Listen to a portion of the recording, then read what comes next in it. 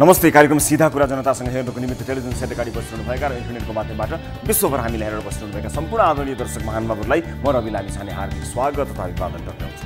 5 number प्रदेश राजधानीलाई लिएर विगत केही दिनदेखि तनावपूर्ण स्थिति सृजना भएको छ। दाङको देउखुरीलाई प्रदेश राजधानी बनाउने प्रस्ताव आएदेखि नै आन्दोलनका नाममा विध्वंस मचाइयो। पार्टीका कार्यकर्ताले तोडफोड नाराबाजी मात्र होइन, बीच सडकमा एउटा स्कुटी नै जलाइदिए। सडकमा देखिएको विध्वंसपछि हिजो संसदमा अर्को विध्वंस देखियो, कुर्सी भाँच्ने र टेबुल लडाउने प्रयास। विषयवस्तु यही हो, तर एउटा प्रसङ्ग जोडौँ है एकैछिन। हरेक ठेक्का पट्टामा घोटाला हुने र जसका कारण कमजोर सामान राखिने देखिँदै आएको प्रदेश 5 को संसदको टेबुल कुर्सीको ठेक्का पार्नेलाई चाहिँ मान्नै पर्छ। यसरी ठटाउँदा पनि नभाटिने बलियो टेबल र कुर्सी बनाएकोमा ठेकेदार कम्पनीलाई धेरै धेरै धन्यवाद। सरकारी कामलाई धन्यवाद दिने यस्तो अवसर प्राय कहाँ पाइन्छ र? होइन, कस्तो खालको संहिता ल्याएको हो हामीले? प्रदेशको राजधानी सबैलाई आफ्नै ढोक्कै अगाडि चाहिने अनि पहिचान सहितको संहिता भन्या होइन। प्रदेशको नाममा त झन्डै झन्डै पुरानै अञ्चलहरूकै नाम देखिन थाले त। बागमती, लुम्बिनी, कर्णाली, गण्डकी। पुरानो नेपाल ठिक भएन भनेर त भट्टाभट पुरानै नामहरू आइरहेका छन्। होइन, पहिचान सहितको संहिताको मुद्दा सकिएको हो कि बाँकी छ? जात धर्म सम्प्रदायको पहिचान खुल्ने गरी प्रदेशको नामाकरण गरिनेछ भनेर घाँटीको नसा चुडिने गरी कुर्लेको सुनेको अचम्म लागेर जिज्ञासा अहिले राखेको मात्रै हुँ। अदरवाइज 5 नम्बर प्रदेशको नाम लुम्बिनी भन्दा राम्रो अरू के नै हुन सक्ला र? प्रदेशको नाममा चाहिँ भनेअनुसार पहिचान नखुल्दा कसैलाई स्कुटी चलाउन परेन, टेबल कुर्सी भाँच्न परेन, अनि प्रदेश राजधानी आफूले चाहेको ठाउँमा पार्न चाहिँ कुर्सी हानाहान। धेरैले शङ्का गरे जस्तै के यो जग्गा दलालीहरूको लागि त होइन? 2 महिना अघि सिद्ध बाबाको पहिरोबाट ज्यान बचाएर हामी आएका हौँ। प्रत्येक वर्ष मानिसको ज्यान लिने पहिरो रोक्न कसैले स्कुटी जलायो, संसदको टेबल कुर्सी भाँच्यो। प्रदेश 5 मा जनसरकारका कयौं विषय छन्। सडक, राजमार्ग, विद्यालय, अस्पतालसँग सम्बन्धित अनगिन्ती मुद्दाहरू छन्। प्रदेश 5 का स्थानीयका जीवनसँग प्रत्यक्ष सरोकार राख्ने मुद्दामा जुलुस, हडताल, आगजनी, तोडफोड भयो। अनि यो राजधानीका लागि चाहिँ पार्टी कार्यकर्ताको यो ज्यादती केका लागि? नेवी सङ्घ र अखिललाई सडकमा त्यस्तो ज्यादती गर्ने छुट कसले दियो? त्यो जलेको स्कुटर सरकारी स्कुटर हो, त्यसमा तपाईँले र मैले दुःख गरी कमाएर तिरेको ट्याक्सको पैसा परेको छ। सार्वजनिक सम्पत्ति बीच सडकमा जलाउने विध्वंसकारीको घर घरानाबाट त्यो स्कुटरको पैसा जसरी पनि असुल्नुपर्छ। निर्णय गर्ने आफ्ना नेताको सुरुवालमा आगो झोक्नुहोस् पहिला हिम्मत छ भने सरकारी सम्पत्ति जलाउने तोडफोड गर्ने अधिकार अब कसैलाई छैन। एकैछिन यो भाषण सुनौ। माओवादीको प्रदेशको कार्यालय बुटोलमा देख्नुहुन्न, जसले आफ्नो प्रदेशको कार्यालय बुटोलमा स्थापना गर्दैन त्यसले बुटोललाई प्रदेशको राजधानी बन्न दिन्छ दिँदैन? यस शब्दमा म भन्न चाहन्छु, बुटोल प्रदेशको राजधानी भएर छाड्नेछ, हामीले बनाएर छाड्नेछौँ। सुन्नुभयो होइन त? के बुझ्नु भएन? बुझ्नु भएन भने ल फेरि सुन्नुहोस् है त। यो फेरि सुन्नुहोस्। तपाईँ नेपाली कङ्ग्रेसको प्रदेशको कार्यालय बुटोलमा देख्नुहुन्न, माओवादीको प्रदेशको कार्यालय बुटोलमा देख्नुहुन्न, जसले आफ्नो प्रदेशको कार्यालय बुटोलमा स्थापना गर्दैन त्यसले बुटोललाई प्रदेशको राजधानी बन्न दिन्छ दिँदैन? यस शब्दमा म भन्न चाहन्छु, बुटोल प्रदेशको राजधानी भएर छाड्नेछ, हामीले बनाएर छाड्नेछौँ। अब प्रदेश राजधानी बुटवललाई बनाउँछु भनेर भोट माग्ने र चुनाव जित्ने विष्णु पौडेलको घर घेर्नुहोस्, जनता हिँड्ने बाटो होइन। यही नारा लगाएर चुनाव जित्ने अन्य पार्टीका नेताका घर फर्निचर फुटाउनुहोस्, संसदको टेबल कुर्सी फुटाउने होइन। अनि फेरि सबै निर्णय केन्द्रकै 2-4 टाउके नेताले नै गर्ने भएपछि प्रदेशको काम चाहिँ के रहेछ? भोटिङबाट 2/3 नै पास गरेर नाम राख्नुपर्ने रहेछ त यत्रो समय किन लगाएको? सबै निर्णयहरू प्रधानमन्त्रीकै वरिपरि घुमिरहने भएपछि संघीयताको औचित्य चाहिँ कसरी पुष्टि होला? आन्दोलनका नाममा अब पनि सडकमा दलका कार्यकर्ताको ज्यादतीलाई आम मानिसले स्वीकार गर्न सक्दैनन्। 4 जना नेताले आफ्नो भागभन्डा मिलाउन प्रदेशको राजधानीको निर्णय गर्ने अनि सडकमा जनताले शास्ति भोग्नुपर्ने। आफ्नो दलको कार्यालय घेर्नुहोस्, आफ्ना नेताका घर घेर्नुहोस्। हुन त केही पनि होइन, आन्दोलनका 2-4 नाइकेले आश्वासन र केही लाभ पाउँछन्, विष्णु पौडेलजीले फेरि अर्थ मन्त्रालय पाउँछन्, खेल खत्तम, पैसा हजम। किन टाउको फोडाफोड गरेको हुन थाहा भएन। संघीयता, पहिचान भनेर विभिन्न जति नारा लगाउनुहोस् न, हुन्छ त्यही जो केन्द्रका 4-6 जना टाउके नेताहरू चाहन्छन्। प्रदेशकै नाममा पनि अब बाँकी जनकपुर र सगरमाथा बाँकी रहेको होइन र जनता अल्मल्याउन गरिएको हिजोको पहिचान बहुलवादको नाराको म्याद गुज्रियो कि क्या हो, डेट एक्सपायर भयो कि क्या हो, बिर्सिनु भयो कि क्या हो। अब सबको मुख थुन्ने गरी मन्त्रीमण्डल पुनर्गठन गर्ने, 2.5 वर्ष कटाउने र लास्टतिर खुब राष्ट्रवादी पनि बन्ने, देखिने खाले 2-4 काम गर्ने र चुनावमा जाने। सामर्थ्य हुने मन्त्री बन्छ, नहुनेले विरोध गर्छ। यही हो सामर्थ्य, यही हो पहिचान सहितको संघीयता, यही हो नयाँ नेपाल। आउनुहोस् सुरु गरौँ जनताको चासो गुनासो र प्रश्न सहितको विशेष कार्यक्रम सीधा कुरा जनतासँग।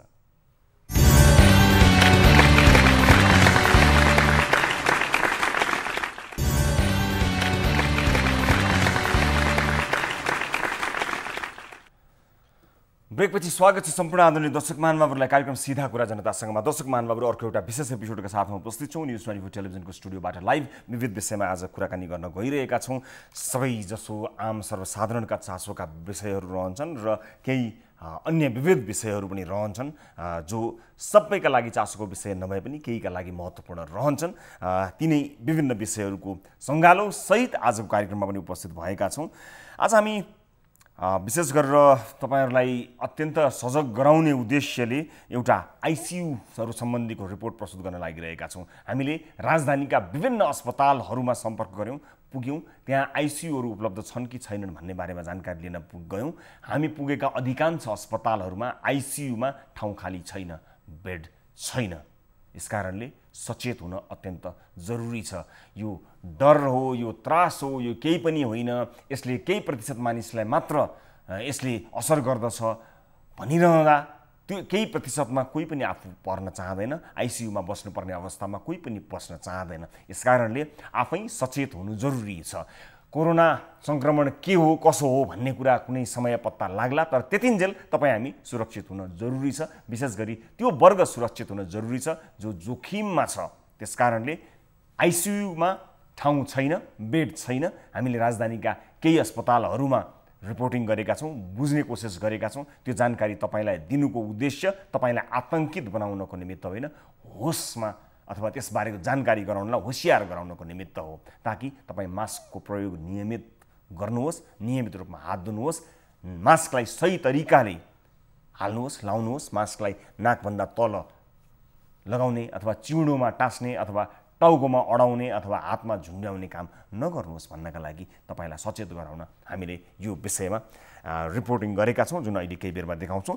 त्यो सँगसँगै क्वारेन्टिनमा भएको अथवा आइसोलेसनमा विशेष गरेर यो संस्थागत आइसोलेसनमा, यो गाउँपालिकाको एउटा आइसोलेसनमा भएको एउटा लापरवाहीको भिडियो पनि देखाउँछौँ। आइसोलेसनमा स्वास्थ्यकर्मी र आइसोलेसनमा बसेका मानिसहरू साँझ परेपछि मदिरा पिएर रमाइलो गरेर होहल्ला गरेर नाचेको एउटा भिडियो हामीलाई प्राप्त भएको छ। यो लापरवाही अन्यत्र नहोस् र यो संक्रमण यसरी फैलिरहेको बेलामा यस्ता लापरवाहीले अझै धेरै मानिसलाई संक्रमित पार्न सक्दछ र जोखिम समूहलाई धेरै असर गर्न सक्दछ भन्ने कुरामा होशियार गराउन तपाईलाई यो भिडियो, यो रिपोर्ट आजको कार्यक्रममा प्रस्तुत गर्न गइरहेका छौँ।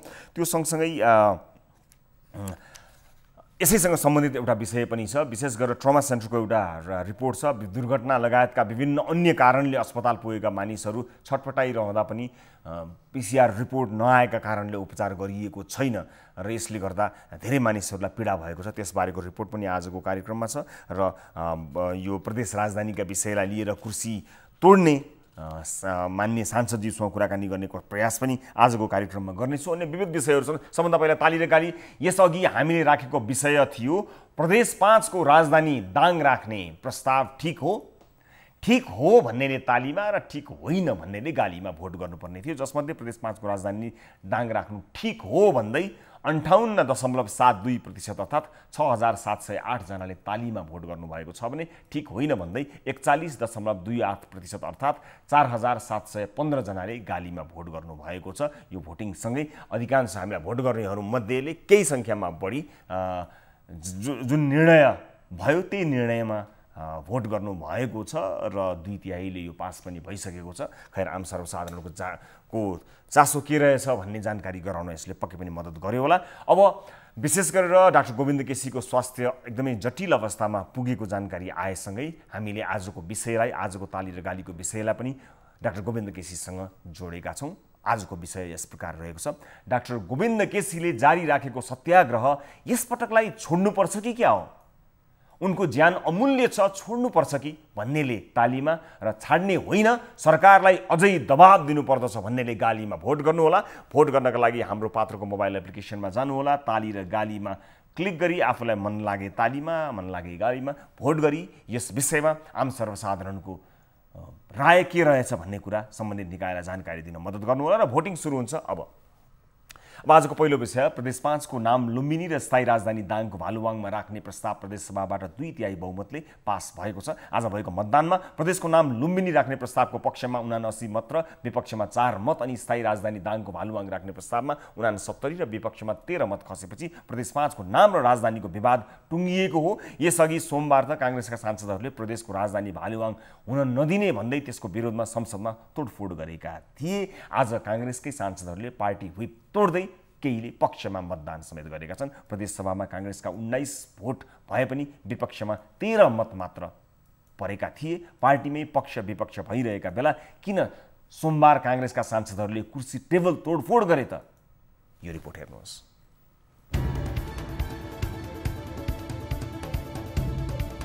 यो प्रदेश नम्बर 5 अर्थात् मंगलबार पारित लुम्बिनी प्रदेशको प्रदेश सभा। सोमबार प्रदेशको राजधानी दाङको राप्ती उपत्यका राख्ने प्रस्ताव संसदमा आन्तरिक मामिला तथा कानुन मन्त्री कुलबहादुर केसीले पेश गर्दै थिए। प्रदेश राजधानी र प्रदेशको नामाङ्कनका निम्ति 12 जिल्लाका साथीहरू अब लुम्बिनी प्रदेश हुनेछ। अब यसको मुकाम नयाँ राप्ती उपत्यका हुनेछ। यसको निम्ति म अपिल गर्न चाहन्छु, तपाईहरु एकताका हात उठाउनुस्। हामी पूर्व दाउनेदेखि पश्चिम चिसापानीको जनता माथि उत्तर पुथादेखि मर्चवारीको जनताको जिम्मेवार प्रदेश सरकारले लिन तयार छ। यो दिग्विजयको म अग्रिम शुभकामना दिँदै म यो प्रस्ताव फिर्ता होइन गडगडाट एकताबद्ध ढङ्गले पारित गरिदिन म सभामुख मार्फत तपाईँ अपिल गर्दै म यो प्रतिवेदन माननीय सभामुख समक्ष म पेश गर्न चाहन्छु। यतिकैमा यी सांसदले आफू बसेको कुर्सी उचालेर पछार्न थाले, माइक भाँच्न थाले।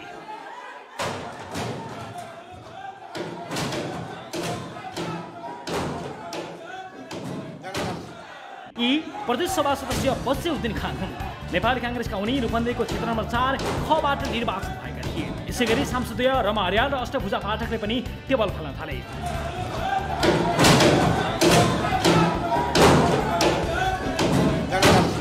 यसरी भाँड भयो मचिएको प्रदेश सभामा आन्तरिक मामिला तथा कानुन मन्त्री कुलबहादुर केसीले पनि अमर्यादित बन्दै आफ्नो बोली ठेगानमा राख्न सकेनन्। उनले पनि मर्यादा पालकलाई होहल्ला गर्नेलाई हिसारेर निकाल्न भन्दै आदेश दिए। हेलो घिचारेर निकाल्या घिचारेर निकाल्या।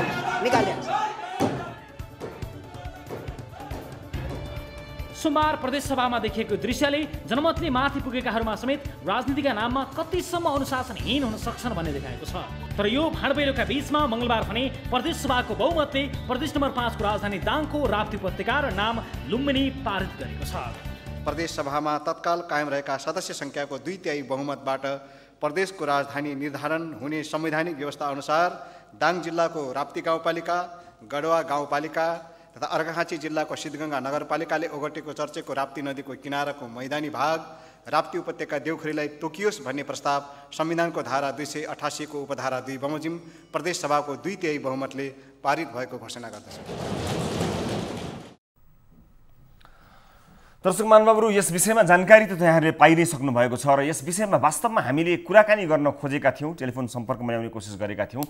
सोमबारको संसद बैठकमा तोडफोड गर्ने मध्येका एक नेपाली कांग्रेसका प्रदेश सांसद बसिउद्दिन खान र मान्यज्यूसँग कुराकानी गर्न जुरेन, उहाँको टेलिफोन सम्पर्क हुन सकेन। तर यद्यपि आज दिउँसो भने हाम्रो टिमसँग उहाँले यसबारेमा हामीलाई जवाफ दिने जानकारी गराउनु भएको थियो। अहिले उहाँसँग सम्पर्क हुन सकेन। त्यही उद्देश्यले नै यो रिपोर्ट, जसलाई तपाईँले जानकारी पाउनु भइसकेको छ, हामीले प्रस्तुत गर्ने जमर्को गरेका हौँ। आम मानिसको चासोको विषय पनि यही रहेको थियो कि किन यस किसिमको तोडफोडमा उत्रिएको। जनप्रतिनिधिबाट यो अपेक्षा मानिसहरूले पक्कै पनि गरेका थिएनन् र त्यस अर्थमा हामीले उहाँसँग कुराकानी गर्ने उद्देश्यले यो रिपोर्ट प्रस्तुत गरेका हौँ। खैर, त्यो कुराकानी हुन सकेन र यसबीचमा हामीसँग आफ्नो समस्यासहित टेलिफोन लाइनमा कोही दर्शक आउनुभएको छ। म उहाँलाई स्वागत गर्छु सबभन्दा पहिला, त्यसपछि अर्को रिपोर्टमा जान्छु। दर्शक महानुभावहरू, आजका रिपोर्टहरू अत्यन्त फरक किसिमका छन् र यहाँलाई विभिन्न विषयसँग सम्बन्धित रहेका छन्। म स्वागत गर्छु कोही दर्शक हाम्रो टेलिफोन लाइनमा आउनुभएको छ, उहाँलाई। नमस्कार, कहाँबाट को बोल्दै हुनुहुन्छ? नमस्कार रविन सर। हजुर, कहाँबाट को बोल्दै हुनुहुन्छ? म चाहिँ बुढानी कण्ठबाट ज्योति कार्की बोल्दैछु सर। ज्योति कार्कीजी, ज्योतिजी के का लागि हामीलाई सम्झिनु भयो बताउनु होला, के समस्याका लागि सम्झिनु भयो? हामीले चाहिँ यहाँ अटो 7 गते टिचिङ हस्पिटल जेब्रा क्रसिङ अगाडि भएको एक्सिडेन्टको बारेमा कुरा गर्न फोन गरेको सर मैले चाहिँ। हजुर। अनुपा कार्की पाण्डेको चाहिँ टिचिङ हस्पिटलको जेब्रा क्रसिङ अगाडि एक्सिडेन्ट भएको थियो। हजुर। आज 14 दिन भइसक्दा पनि बाइक आजसम्म समाउन सकिएको छैन। हजुर। जसलाई चाहिँ उहाँले बाइकले चाहिँ अनुपा कार्कीजीलाई ठक्कर दिएको थियो र दीपक खड्काजीको गाडीले चाहिँ चिल्सेर जाँदा उहाँको निधन भएको थियो। अनि दीपक खड्काजीको गाडीले चिल्सेर जाँदा पनि उहाँ पूर्व मन्त्री, यो बारेमा हामीले थाहा पाएको, पूर्व मन्त्री दीपक खड्काजीको गाडी भन्ने थियो होइन? हजुर हजुर हजुर। चालकले चाहिँ उहाँ गाडी रोक्नुपर्ने आवश्यकता पनि देख्नु भएन होइन, उहाँले चाहिँ सिधै गाडी लिएर जानुभयो। हजुर। अनि उहाँको चाहिँ टिचिङ हस्पिटलमा उपचारको क्रममा निधन भयो। हजुर। र जसको निधन भयो ऊ चाहिँ मेरो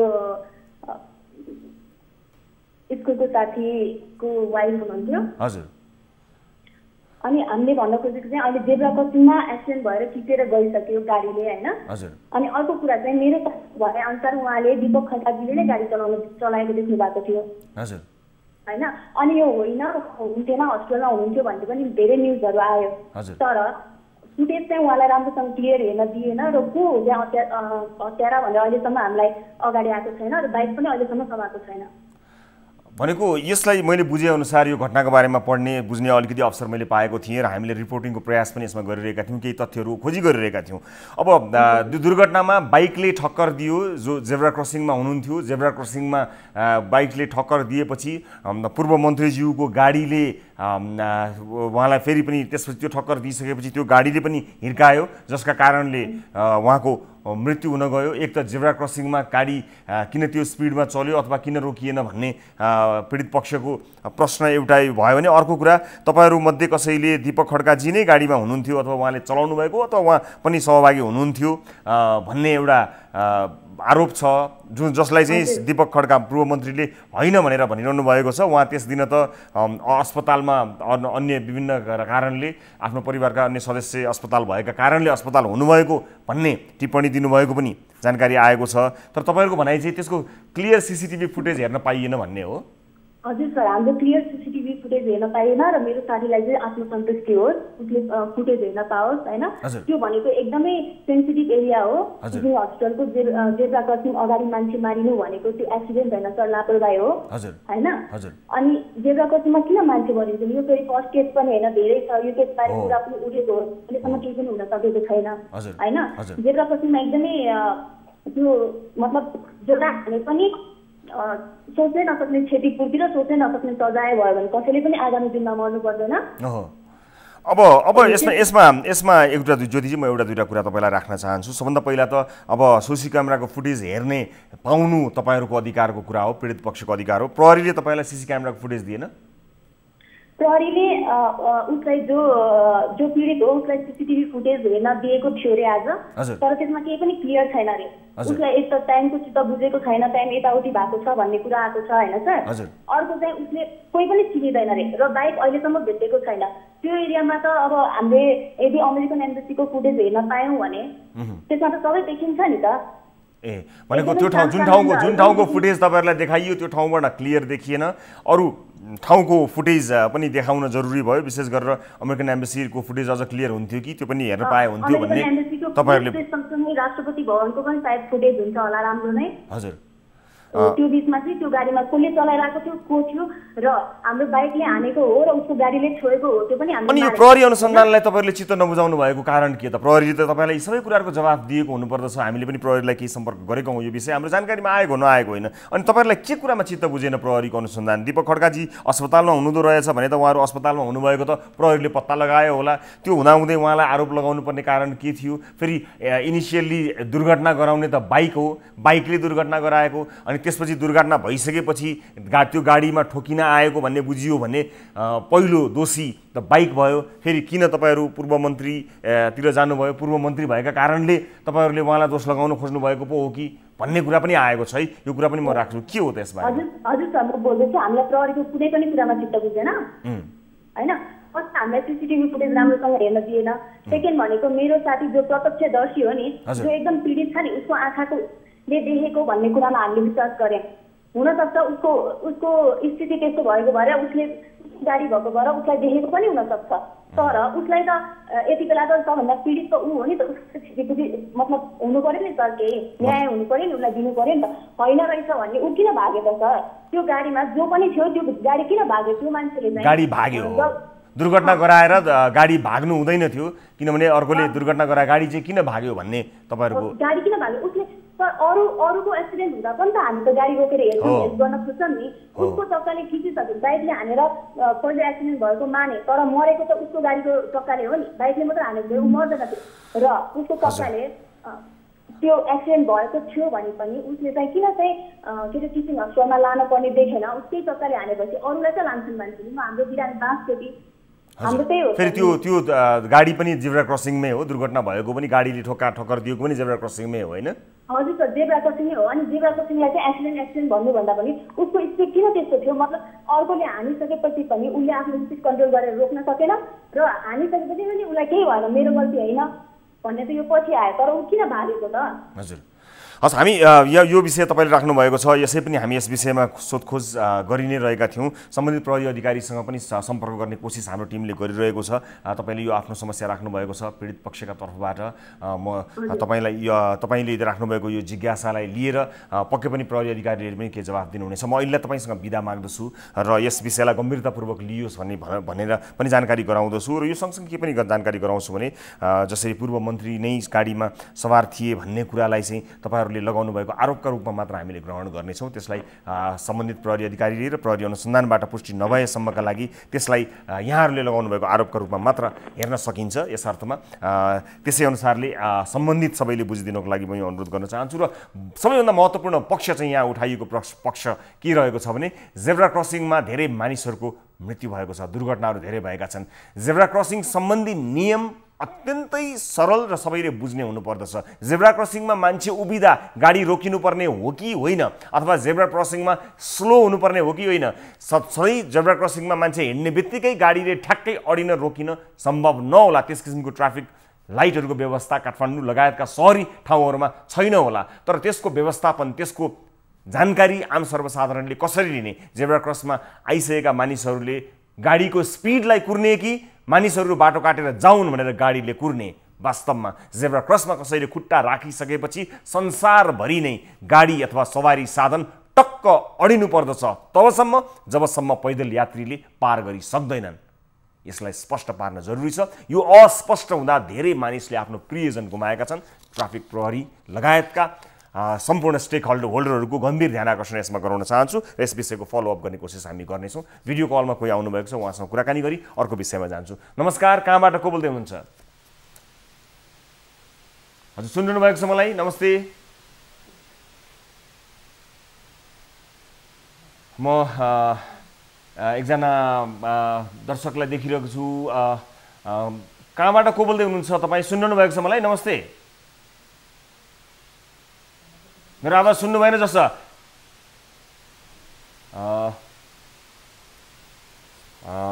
माफ गर्नु होला, उहाँले मेरो आवाज सुन्नु भएन, मैले उहाँको सुनिनँ।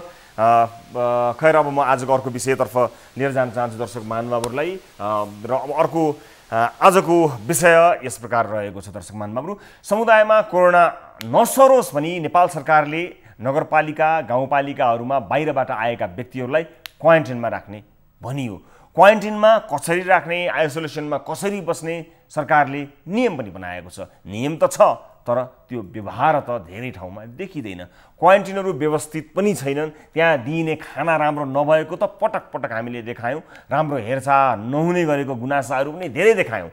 तारकेश्वर गाउँपालिका वार्ड नम्बर 4 मा रहेको एक स्कुलमा बनाइएको क्वारेन्टाइन र आइसोलेसन सेन्टरमा त रमिता पो हुने रहेछ। कोरोना पोजिटिभ भई आइसोलेसनमा बसेका व्यक्ति र विदेशबाट आई क्वारेन्टाइनमा राखिएका व्यक्तिहरूको धारा र शौचालय एउटै भएको गुनासोले गर्दाखेरि पनि कसैले गुनासो गर्दा पनि त्यो कसैले नसुन्ने भन्दै त्यहाँ बस्ने व्यक्तिहरूले हामीलाई भिडियो समेत पठाएका छन्। खोजेका बेला स्वास्थ्यकर्मी कर्मचारी कोही नभेटिने तर साँझमा आएर भने मदिरा पार्टी नै गर्दै सँगै नाचगान गर्ने समेत कार्य हुँदो रहेछ। यो इन्ट्रेस्टिङ रिपोर्ट हेर्नुहोस्।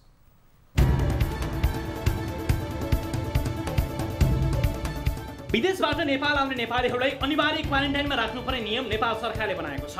यस्तै नगरपालिका गाउँपालिका र कतिपय वडा कार्यालयहरूले पनि क्वारेन्टाइन र आइसोलेसन स्थापना गरिरहेका छन्। प्रायःजसो क्वारेन्टाइन र आइसोलेसनमा खाना बस्नु राम्रो नभएको, पिसिआर रिपोर्ट लिन नआउने, पिसिआर लिए पनि रिपोर्ट समयमा नआउने गुनासो मानिसहरूले गरिरहेका छन्। आइसोलेसन भनेर राखेको छ सर, हेर्नुहोस् यहाँ अब यहाँ डाक्टर बनाउनुमा कोही छैन, सब खाली छ। यहाँ अहिले इमर्जेन्सी कोही बिरामी भइहाल्यो भने कसलाई लाने, कसले हेर्ने, कोही छैन। हेर्नु सब बन्द छ। टोइलेट सब एउटै छ, एउटै टोइलेट हो, पानीको धारा पनि एउटै हो। यो हाम्रो आइसोलेसन रुम हो। एकजना पुष्टि भएको मान्छे यहाँ बस्नु भएको छ। हाम्रो दिदीको आज आएको 22 दिन भयो, कोरोना पुष्टि भएर बस्नु भएको। तारकेश्वर गाउँपालिका 4 भन्ज्याङ खर्कमा राखिएको क्वारेन्टाइन र आइसोलेसनमा त योभन्दा फरक तथा रोचक गुनासो पाइरहेको छ। अहिले 6 जना रहेको उक्त आइसोलेसन केन्द्रमा 3 जनामा कोरोना संक्रमण पोजिटिभ देखिएको छ। गाउँपालिकाले आवश्यक तयारी बिना आइसोलेसन स्थापना गर्दा कोरोना नदेखेका व्यक्तिहरू पनि कोरोना पोजिटिभहरूले प्रयोग गर्ने धारा र बाथरुम प्रयोग गर्न बाध्य भइरहेका छन्। म बसेको आज 3 दिन भयो। आइसोलेसनमा पोजिटिभ देखेर 3 दिन भयो। पोजिटिभ देखेर बसेर 4 दिन भयो आज। अनि तपाईँलाई यहाँ सुविधा फेसिलिटीहरू के दिया छन्?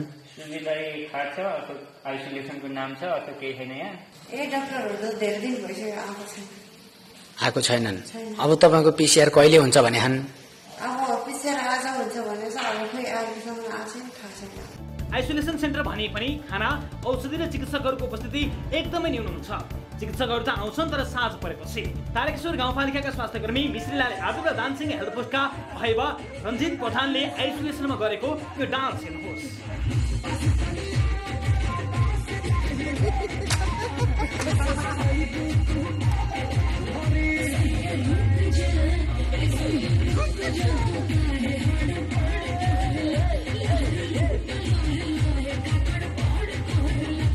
नसा चढ्दै गएपछि आइसोलेसन सेन्टरमै स्वास्थ्यकर्मीहरूले गरेको यो अर्को डान्स पनि हेर्नुहोस्।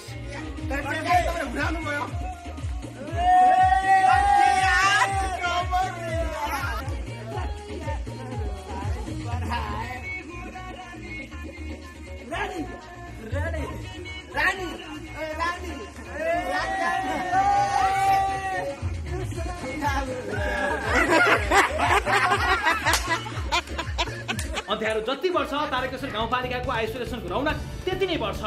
स्वास्थ्यकर्मीहरूसँग अन्य कर्मचारीले गरेको यो डान्स पनि हेर्नुहोस्। यहाँ उपचार गर्न गएका स्वास्थ्यकर्मी र कोरोना संक्रमित सँगै नाचिरहेका छन्।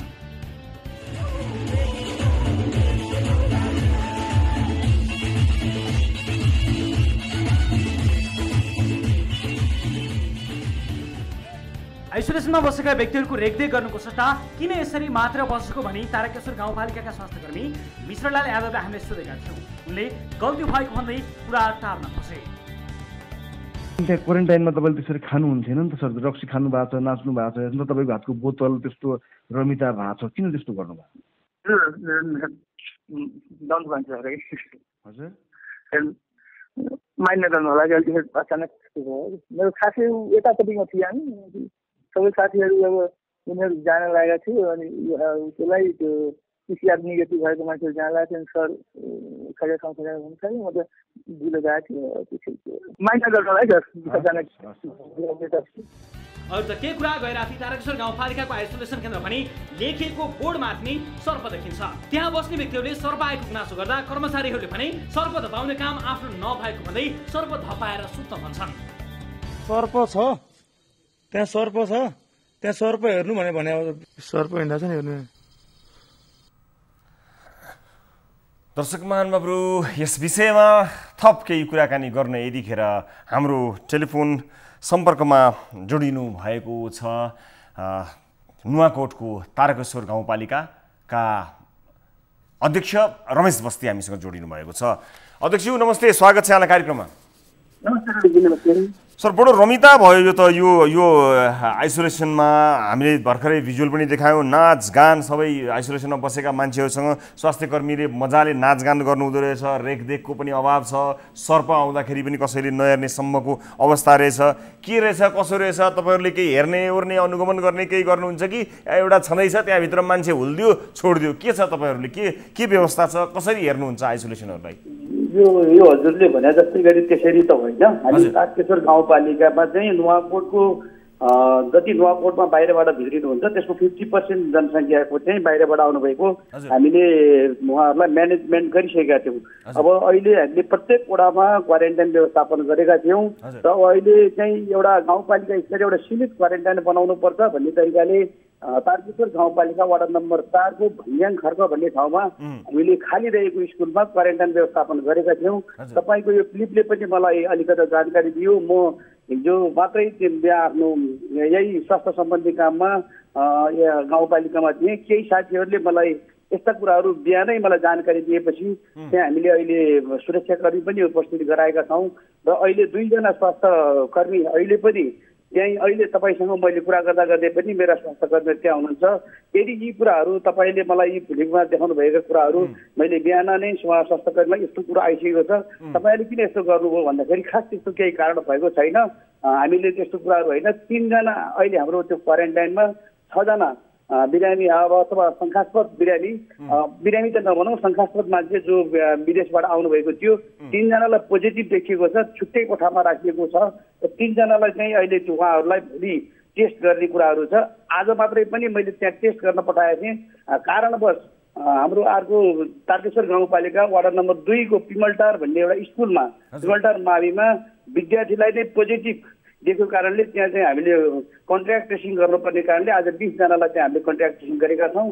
यस्तो बिथिति मैले भएन भन्न सक्दिनँ। यस्तो रहेछ भनेदेखि म भोलि नै आफै पनि गएर यसको लागि उचित व्यवस्थापन गर्छु। होइन, भएछ भने होइन कि भइ नै सक्यो। हेर्नुहोस् त कस्तो किसिमको लापरवाही होला। हेर्नुहोस् त स्वास्थ्य कर्मीहरू त्यहाँ आइसोलेसनमा बसेका मान्छेहरूलाई दिउँसभरि रेखदेख गर्ने कोही हुँदैन, साँझ परेपछि रक्सी खाएर नाचगान गर्ने, हल्ला खल्ला गर्ने त्यस्तो व्यवस्थापन छ। दिउँसो खोज्दा हामीले अरू भिडियो पनि देखायौँ, तपाईँ हेर्नुहोला, कति हेर्न भ्याउनुभयो, तपाईँले पाउनु भएन।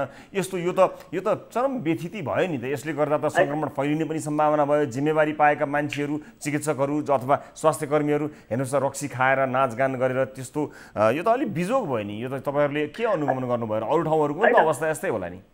होइन अनुगमन अहिले हामीसँग त्यति मात्र एउटा आइसोलेसन बनाएको छौँ। त्यहाँ हामीले क्वारेन्टाइन र आइसोलेसनै पनि बनाएर खडा गरेका छौँ। यो तपाईँहरूको यो व्यक्ति यो तपाईँहरूको माध्यमबाट भन्दा पनि मैले बिहानै पनि अलिकति जानकारी लिएको छु। आज कारणवश म विभिन्न गाउँपालिकाको कामले गर्दाखेरि म त्यो क्वारेन्टाइन स्थलमा जान भ्याइन। म भोलि नै बिहानै गएर यसको व्यवस्थापनको चुस्त दुरुस्त गराउने छु र जहाँसम्म त्यहाँ केही कमी कमजोरी भएका छन् भने त्यस्ता स्वास्थ्य कर्मीहरूलाई हामीले उचित कारवाही पनि गर्नेछौँ। त्यस्तो जनताको लागि खेलवाड गर्ने ठाउँ होइन त्यो।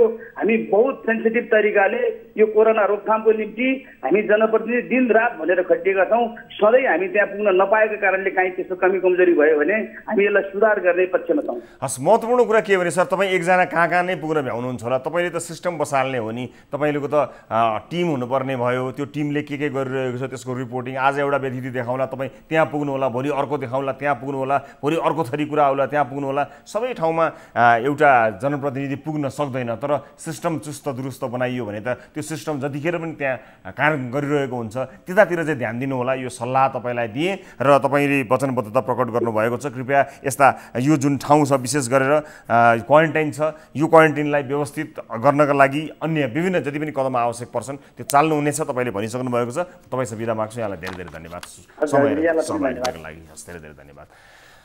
दर्शक महानुभावहरू, अब आजको अर्को विषयतर्फ यहाँहरूलाई लिएर जान्छु। तर त्योभन्दा पहिला एउटा ब्रेकको बेला भएको जानकारी मलाई आएको छ। एउटा ब्रेक लिन्छौँ। ब्रेक लिएपछि तपाईँहरूलाई अर्को एउटा रिपोर्ट यहाँहरू समक्ष प्रस्तुत गर्न हामी गइरहेका छौँ। आजको कार्यक्रममा हामीले तपाईँलाई धेरै विषयमा सचेत गराउनु पनि बाँकी छ। त्यो सचेत गराउने काम अब ब्रेकपछि हामी गर्नेछौँ। विशेष गरेर काठमाडौँका विभिन्न अस्पतालहरूमा हामीले बुझ्दा आइसियुमा ठाउँ छैन भन्ने जानकारी हामीलाई आएको छ। 6-7वटा अस्पतालहरूमा बुझ्दा र केही अस्पतालहरूमा पुग्दाखेरि हामीले पाएको जानकारी तपाईँलाई आज देखाउन गइरहेका छौँ। त्यो मात्र होइन, ट्रमा सेन्टरमा अन्य दुर्घटना लगायतका कारणले अथवा अन्य रोगका कारणले अन्य बिरामीहरूले उपचार सजिलै पाइराख्नु भएको छैन। पिसिआरको रिपोर्ट नल्याइकन घाइते भएका मानिसहरूलाई पनि नहेरिएका कारणले गर्दा थप पीडा भइरहेको छ। यो अवस्थाको बारेमा तपाईहरुलाई जानकारी दिनैपर्छ हामीले। तर ती सबै जानकारी एकैछिनको यो ब्रेकपछि न्युज 24 टेलिभिजनमा तपाईं हेर्नु भएको छ कार्यक्रम सीधा कुरा जनतासँग।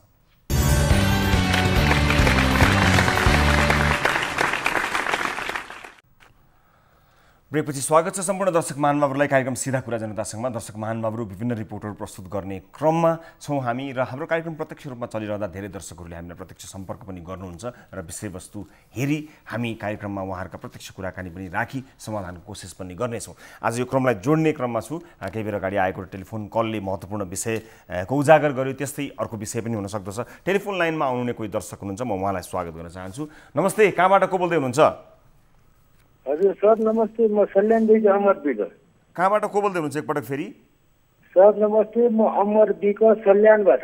अमर विकजी सल्यानबाट? हजुर सर। हजुर के का लागि सम्झिनु भयो अमरजी, हामीलाई बताउनुहोस् न। सर मैले हजुरलाई धेरै कन्ट्याक्ट गर्न खोजेँ, कन्ट्याक्ट भएन। ल अब भयो, के का लागि सम्झिनु भयो बताउनुहोस् न। सर अब हजुर 5 नम्बर प्रदेशमा जानुभयो, रोल्पादेखि हाम्रो बसमानपुरसम्म हजुरले कुरा गर्नुभयो। हजुर यो बाटोको विषयमा सर। कहाँको बाटोको विषयमा? सल्यान हाम्रो दाङ 5 नम्बर प्रदेशदेखि सल्यान कपुरकोट हुँदै रोल्पाको लिगल पानीसम्मको सर। ए हजुर हजुर, यो बाटोको विषयमा हामीले कुरा गरे जस्तो लाग्दछ हामीले। हजुर सर, यो हजुरले कुरा त गर्नुभयो त। शहीद राजमार्गको बाटोको कुरा सर। हजुर शहीद राजमार्गको कुरा गर्नु भएको त होइन नि तपाईले? सल्यान यो हाइवे रोड छ नि हाम्रो दाङदेखि हाम्रो 6 नम्बर प्रदेशको सर 7 नम्बरसम्म हजुर आउनुभयो सुर्खेत।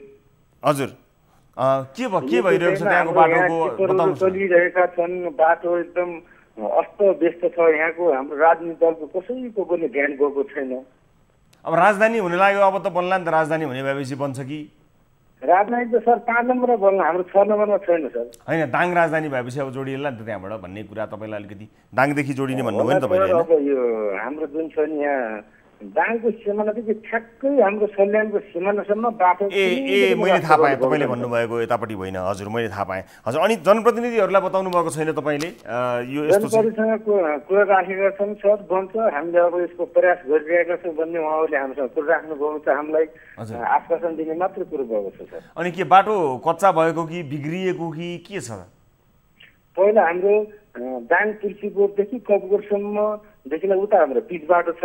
हजुर त्यो अहिले अस्तव्यस्त खाल्टो पनि त्यो जुन बाटो बनेको छ त्यो हाम्रो खाल्टा भएर गाडी हिँड्नु जस्तो छैन। अहिले खाल्टाहरू धेरै भएको कारणले गर्दा हस्टेस बाटोको बारेमा रिपोर्टिङ लाइभ भिडियो म एकदम फ्रेन्ड हुँ। रोल्पा बसमान जुनसँग कुरा गर्नुभयो, त्यहाँको बाटो अहिले सुधार आएको छ हजुरले कुरा गर्नुभयो। र हाम्रो यो 6 नम्बर प्रदेशमा हजुर आउनु भएन, 7 नम्बर प्रदेश सुर्खेत जानुभयो। ठिक छ, हामी बाटोको विषय यस्तो खतम छ, यहाँको राजनीतिले कसैले पनि ध्यान दिनुभएको छैन सर। हस्, हामी यसबारेमा पक्कै पनि जानकारी लिएर त्यसको रिपोर्टिङ गर्ने कोसिस गर्छौँ, तपाईँहरूको पनि मद्दत लिन्छौँ।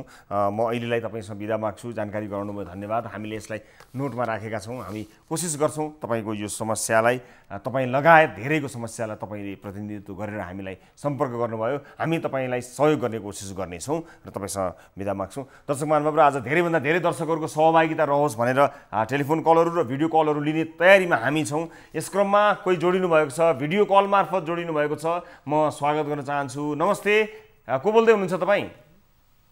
नमस्ते हजुर, को बोल्दै हुनुहुन्छ, कहाँबाट? म नेपालगञ्ज वार्ड नम्बर 16 पाँचपुरबाट गीता थापा बोल्दैछु। हजुर, के का लागि सम्झिनु भयो, के समस्यामा हुनुहुन्छ बताउनुहोस् न। हजुर, यहाँ हामी यो नेपालगञ्ज उपमहानगरपालिका वार्ड नम्बर 12मा यो 200 मिटर बाटो बनाउने क्रममा 6 मिटरको बाटो पिच गर्ने सम्बन्धमा चाहिँ एकतर्फीबाट मात्रै बाटो च्यापिएको र यो कुरा हामीले चाहिँ वडा अध्यक्षज्यूसँग धेरै पहिलादेखि हाम्रो एकतर्फी बाटो मात्रै गइरहेको छ, दुवैतिरको सध्याराबाट 3-3 मिटर लिनुपर्छ भन्ने सन्दर्भमा यहाँ चाहिँ उहाँले जबरजस्ती एकतर्फी मात्रै बाटोलाई जबरजस्ती मिचेर लैराख्नु भएको र यही बाटो पिच गर्ने भन्दा हामीले पहिल्यैदेखि नै वडादेखि लिएर नगरपालिका सबै ठाउँमा हामीले यो निवेदनहरू गर्दाखेरि पनि उहाँहरूले चाहिँ टर्निङ परेको थियो, नक्सामा त्यस्तै छ, घुमेकै छ, तर सिधै बाटो हिँड्ने उद्देश्यले एकजनाको मात्रै 6 मिटर जग्गा च्यापिदिनु भएको छ। हजुर, यही सन्दर्भमा त्यो चाहिँ तपाईँहरूको जग्गा पर्यो। अनि उहाँले अहिले चाहिँ यो पिच गर्ने सन्दर्भमा एकदम त्यो हामीले चाहिँ अदालतमा स्टे अर्डरसम्म लगाइसकेको ठाउँमा स्टे अर्डर गरेको दर्ता उहाँलाई चाहिँ तारिक पर्चा देखाउँदै जबरजस्ती उहाँले चाहिँ पिच गर्न भयो र प्रहरीहरू 50औं जना प्रहरीहरू, नगर प्रहरी, वडा प्रहरी र जिब्रकाको समेत प्रहरीहरू बोलाए। हामीहरूलाई चाहिँ जबरजस्ती अब 84 वर्षको वृद्ध व्यक्तिलाई समेत जबरजस्ती प्रहरीको भ्यानमा राखेर हामीलाई चाहिँ प्रहरीमा लगेर र 3-4 जना हाम्रो बालबच्चा लिएर एउटा वृद्ध 70 वर्षको आमालाई जबरजस्ती मन्दिरको गेटभित्र थुनेर त्यहाँ चुकुल लगाएर प्रहरीहरूले त्यसरी हस्तक्षेप गरेर जबरजस्ती चाहिँ एकतर्फी जग्गामा बाटो पिच गरेर जानुभयो र हामीलाई धेरै यातनाहरू दियो। प्रहरीहरूले चाहिँ कुटपिट लचार पछार गरेर चाहिँ यस्तो अभद्र व्यवहार, एकदम अश्लील शब्दहरू समेत प्रयोग गरेर हात खुट्टा भाँचेर डल्लो बनाएर फाल्देऊ भनेर चाहिँ एउटा वडा अध्यक्षले यसरी धम्की दिने भाषामा प्रहरीहरूलाई लगाएर हामीमाथि यस्तो दमन भएर एकदम अन्याय भएछ। त्यही भएर हस्, यो नेपालगञ्ज वार्ड नम्बर 12 को कुरा गर्नुभयो तपाईँले, वडा नम्बर 12। हस्, अब अहिले तपाईँले भन्नुभएको यो विषयलाई अर्को पक्षको कुरा पनि हामीले अवश्य पनि सुन्नुपर्ने हुन्छ। यसै पनि तपाईँले राख्नुभएको यो गुनासोलाई लिएर वडा कार्यालयले अथवा उपमहानगरपालिकाले पक्कै पनि केही कदम चाल्छ होला, तपाईँलाई पक्कै पनि केही जवाफ, तपाईँ लगायत सबै जो पीडित हुनुहुन्छ पक्कै पनि केही जवाफ दिनुहुन्छ होला र हामी पनि यस पक्षमा यस बारेमा बुझेर अर्को पक्षको पनि जानकारी लिने, अर्को पक्षको भनाइलाई पनि बुझ्ने कोसिस गर्नेछौँ र तपाईँसँग अहिले म बिदा माग्दछु र दर्शक महानुभाव र आजको अर्को विषयतर्फ यहाँहरूलाई म लिएर जान चाहन्छु। आज जनगुनासोहरू, आम सर्वसाधारणका गुनासोहरूलाई हामीले विशेष प्राथमिकताका साथ प्रस्तुत गऱ्यौँ। अब आजको अर्को महत्त्वपूर्ण विषय, नेपालमा कोरोना सङ्क्रमितको सङ्ख्या 90,000 नागेको छ। पछिल्लो 24 घण्टामा मङ्गलबार थप 1,551 जनामा कोरोना सङ्क्रमण पुष्टि भएको छ। अब नेपालमा कोरोना सङ्क्रमितको सङ्ख्या 90,814 पुगेको छ। पछिल्लो 24 घण्टामा कोरोना सङ्क्रमणबाट मुक्त भई घर फर्किनेको सङ्ख्या 2,340 रहेको छ। यो सँगै हालसम्म कोरोना सङ्क्रमणबाट निको हुनेको सङ्ख्या 67,542 पुगेको छ। सोमबार मात्रै कोरोना सङ्क्रमणबाट 19 जनाको मृत्यु भएको छ। अहिलेसम्म नेपाल कोरोना सङ्क्रमणबाट 563 जनाको नेपालमा मृत्यु भइसकेको जानकारी छ। 243 जना कोरोना सङ्क्रमितको आइसियु र 40 जनालाई भेन्टिलेटरमा उपचारमा राखिएको छ। नेपालमा कोरोना सङ्क्रमितहरूको सङ्ख्या दिनदिनै बढिरहेको छ। बजारमा मानिसहरूको हिँडडुल र भिडभाड बढिरहँदा यो सङ्ख्या अझै बढ्ने विज्ञहरू बताइरहेका छन्। सङ्क्रमितहरूको सङ्ख्या यसरी नै बढ्ने हो भने भोलि अस्पतालमा ठाउँै नहुने हो कि भन्ने समस्या देखिएको छ। आजै हामीले काठमाडौँका विभिन्न अस्पतालहरूमा आइसियु बेड छ कि छैन भनेर सोधेका थियौँ। अधिकांश अस्पताल, हामी पुगेका अधिकांश अस्पतालहरूका आइसियु भरिभराउ छन्। कोरोनाका कारण कोही चिकित्सक बिरामी भए आइसियुमा बेड पाइने अवस्था छैन। यो रिपोर्ट हेर्नुहोस्।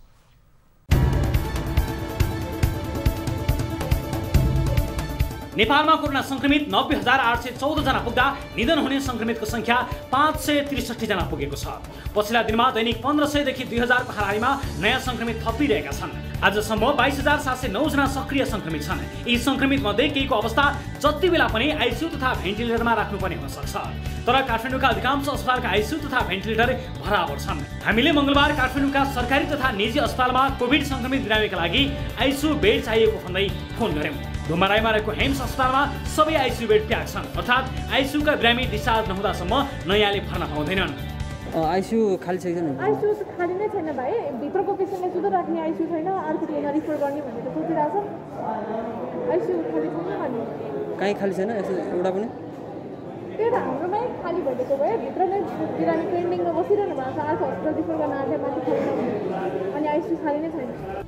अनि चाबाहिलमा रहेको ओम अस्पतालमा पनि आइसियु बेड अहिले अभाव छ। अस्पतालमा भएका सम्पूर्ण आइसियु बेड प्याक छन्। आइसियु खाली छ त? आइसियु खाली छ? आइसियु खाली छैन। कहिले खाली हुन्छ? भोलि? घरमै छ काम स्पेस हो क्या डेढै खाली छैन हामीहरूका आइसियर आइसोलेसन खाली नै छैन के खाली छैन यस्तै चाबहिलमै रहेको हेल्पिङ ह्यान्ड्समा पनि अहिले आइसियु बेड सबै प्याक छन् अर्थात् नयाँ बिरामीका लागि आइसियु बेड छैनन् आइसियु खाली छैन आइसियु खाली छैन आइसियु छैन भोलि खाली हुन्छ भन्न सकिन्न उच्चतः सिनामङ्गलमा रहेको काठमाडौँ मेडिकल कलेज केएमसीमा पनि आइसियु बेड सबै प्याक छन् अर्थात् अहिले नयाँ बिरामीले आइसियु बेड पाउँदैनन् हजुर आइसियु त प्याक छ सबै एउटा पनि छैन एउटा पनि छैन वरिपरि कुनै हस्पिटलमा छ त अरूको त थाहा भएन भर्खर मात्र प्याकै छ सबै भोलि खाली हुन्छ अस्ति त भन्नै सकिँदैन अब बिरामीको स्थिति के हुन्छ सुधार भयो भने त्यही अनुसार ट्रान्सफर हुने हो होइन भएन भने त्यही अनुसार राखिरहनु पर्ने हामीले टोखामा रहेको ग्रान्डी अस्पतालमा पनि कोभिड बिरामीका लागि आइसियु बेड चाहिएकाले सोधखोज गर्दा अहिले खाली नभएको जवाब पायौँ अहिले मेरो एकजना कोभिड पेसेन्टलाई चाहिँ आइसियु चाहिएको थियो तपाईँको हस्पिटलमा आइसियु बेड खाली छ अहिले कुनै एकजना एउटा अहिले त प्याक छ नि हजुर हाम्रोमा बेडहरू ए आइसियु बेड सबै प्याक छ है हजुर हजुर प्याक छ हजुर यस्तै महाराजगञ्ज स्थित त्रिवेद शिक्षण अस्पतालमा पनि आइसियु बेड आवश्यक परेको बतायौँ तर त्यहाँ पनि आइसियु बेड खाली नभएको जवाब आयो आइसियु बेड छ सर अहिले म कहाँबाट म यता महाराजगञ्जबाट बोलेको एकजना कोभिड पेसेन्टको लागि छैन है प्याक छ सर सबै हजुर ए हस् थ्याङ्क यू सर उता वीर अस्पतालमा पनि बिरामीका लागि आइसियु बेड सबै प्याक भएको खबर आयो हाम्रो एकजना कोभिड पेसेन्ट हुनुहुन्थ्यो उहाँलाई आइसियु चाहिएको थियो यहाँ आइसियु के छ म्याम एउटा बेड हजुर प्याक छ एउटा पेसेन्टको लागि पनि छैन होला है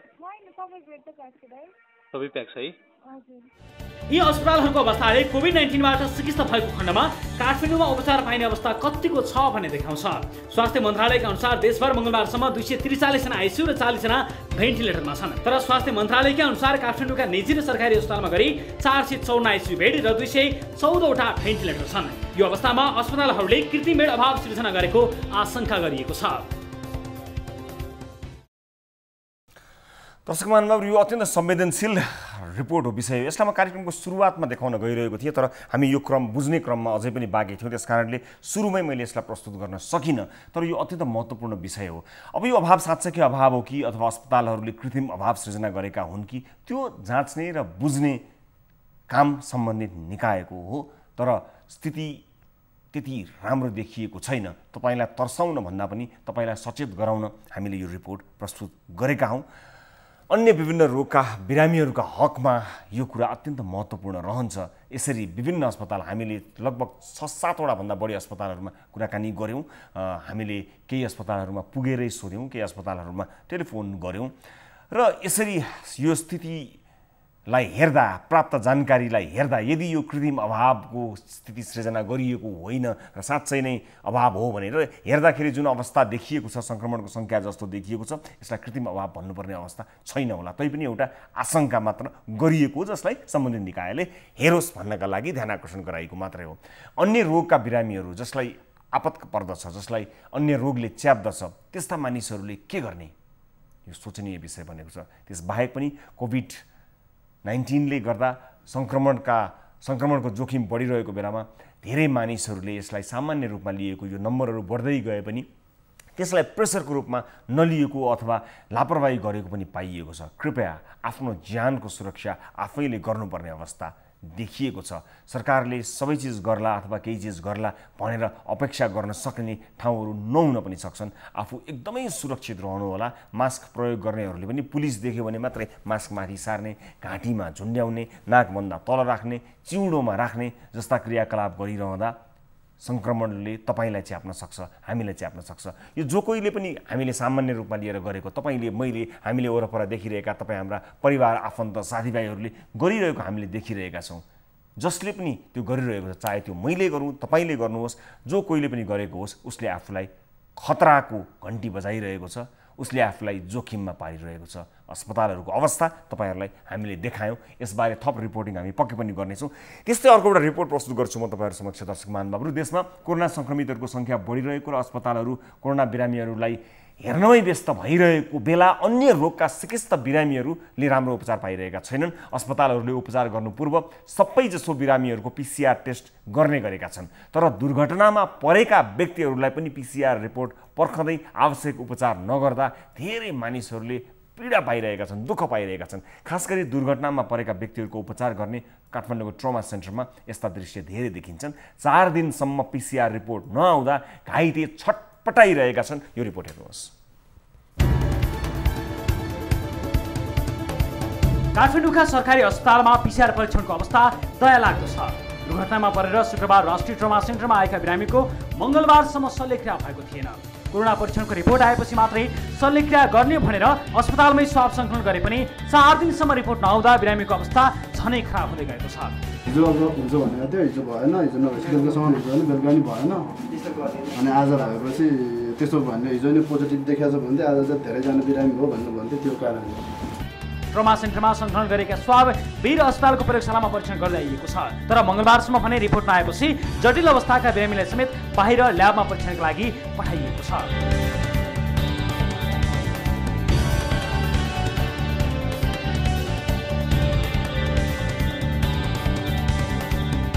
आज जुन कोरोना टेस्ट गर्ने मान्छेलाई नै उसलाई पोजिटिभ देख्यो अरे, भएको 3-4 जनालाई नि अझ ज्वरो आइरहेको अरे।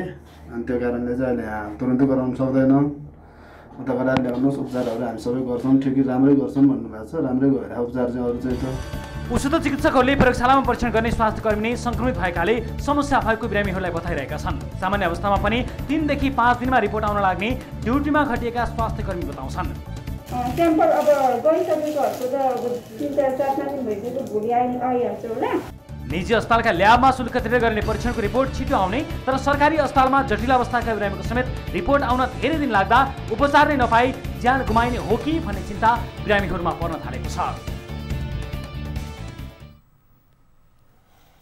दर्शकहरू, जटिल अवस्थाको बारेमा तपाईँलाई जानकारी दिन यी रिपोर्टहरू प्रस्तुत भएका हुन्। यसर्थमा तपाईँहरू कृपया सुरक्षित रहनुहोला। आफ्नो सुरक्षा तपाईँ आफैले गर्नुपर्नेछ। तपाईँका कारणले अरूलाई पनि सङ्क्रमण नसरोस् भन्ने कुरामा सचेत हुनुपर्दछ। विशेष गरी ती व्यक्तिहरू जसमा जोखिम समूहका, जोखिम उमेर समूहका मानिसहरू घरमा हुनुहुन्छ, वृद्ध बाआमाहरू घरमा हुनुभएका र अन्य विभिन्न दीर्घ रोगले ग्रसित मानिसहरू घरमा रहनुभएका मानिसहरूले अत्यन्तै धेरै होसियार हुनुपर्नेछ। सुनिन्जेल केही पनि होइन भने जस्तो पनि लाग्न सक्दछ होला। यो सुन्दा यो कोभिड कोरोना सुन्दा वाक्क दिक्क भएको पनि तपाईँ हुन सक्नुहुन्छ।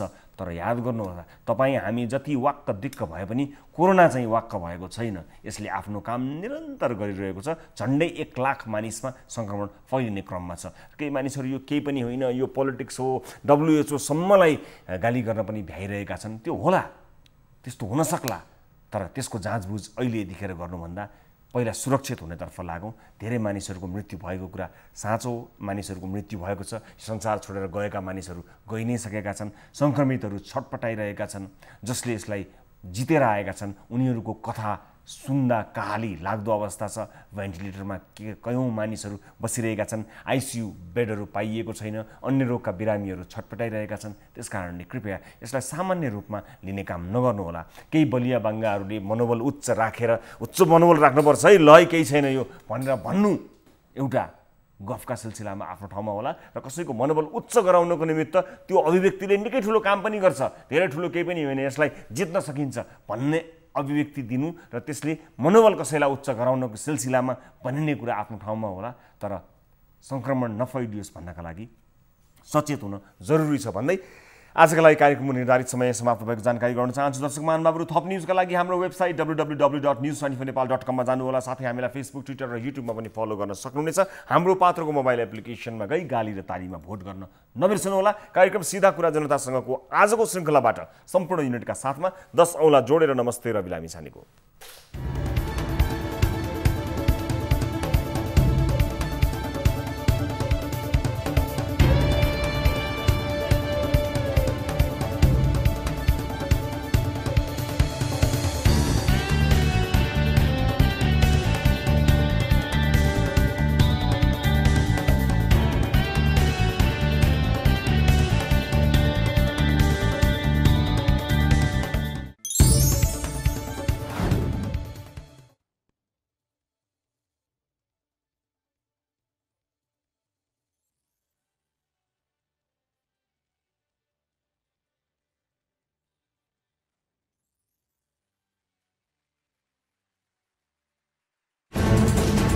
कोरोनाले सृजना गरेको सङ्कटमा पल पलका न्युज अपडेट र हर क्षेत्रको कभरेजका लागि न्युज 24 नेपाल युट्युब च्यानललाई सब्स्क्राइब गर्नुहोला।